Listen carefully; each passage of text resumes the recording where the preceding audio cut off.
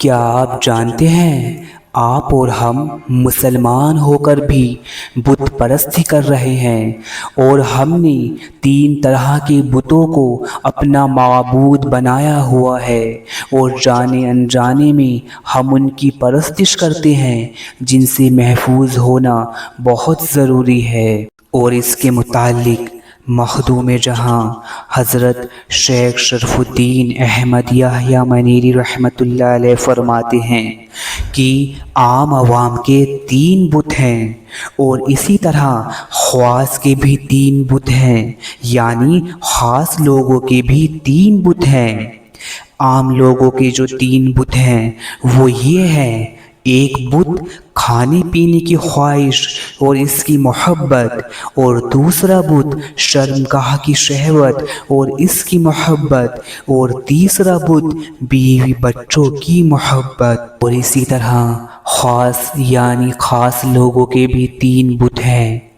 ایک بت مال کی محبت،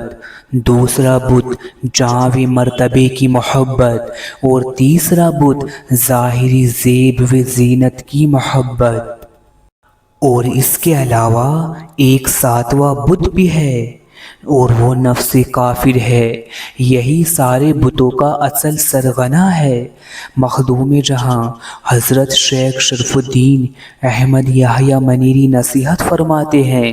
کہ جب تمہیں عام عوام و خاص لوگوں کے بتوں کا علم ہو گیا ہے تو پھر یہ بھی جان لو کہ خود کو مسلمان کہلانے والوں میں بس اتنا ہی فرق رہ گیا ہے کہ ہم پوشیدہ بت پرستی کر رہے ہیں جو ہمارے اندر بت ہیں، اور کافر کی بت پرستی ظاہر ہے، اس سے زیادہ کا فرق نہیں ہے۔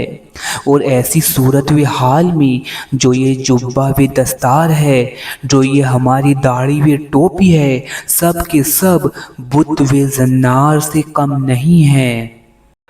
اور پھر مخدوم جہاں آگے مزید فرماتے ہیں کہ جو چیز اللہ اور بندے کے بیچ حجاب بن جائے اور بندے کو اپنی طرف مشغول کر دے تو طالب حق کی نظر میں وہی بت ہے، بھلے ظاہری بت سامنے نہ ہو۔ ایسی صورت میں اس سے کوئی فرق نہیں پڑتا،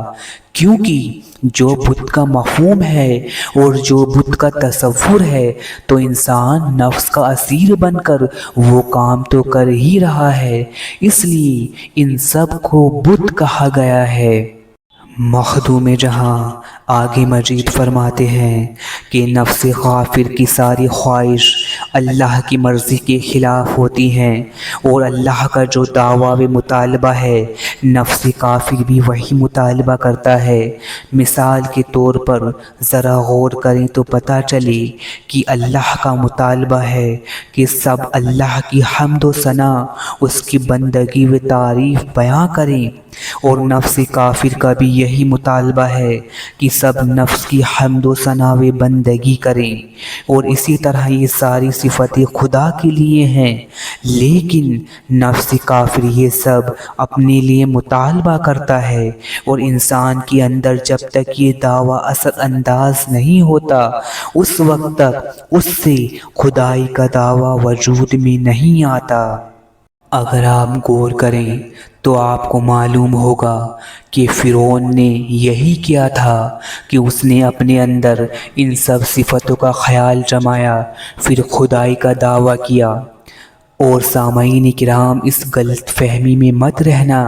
کہ اس طرح کی بات صرف فرعون میں تھی، ہم میں نہیں ہے، بلکہ اصل بات تو یہ ہے کہ اس طرح کی باتیں اور اس طرح کے دعوے سب کے نفس میں ہیں۔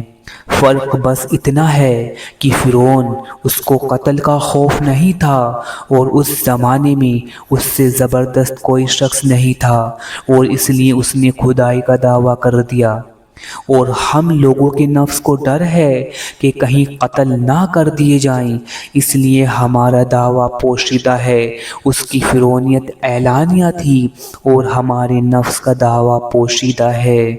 یہ نفس کافر جو تمام بتوں کا اصل سرغنہ ہے، اس کو اگر ایک موقع ملے تو ایک پل میں دعوی مسلمانی کو ختم کر دے اور سینکڑوں زنار بندھوا دے اور سینکڑوں بت ہمارے سامنے پیش کر دے۔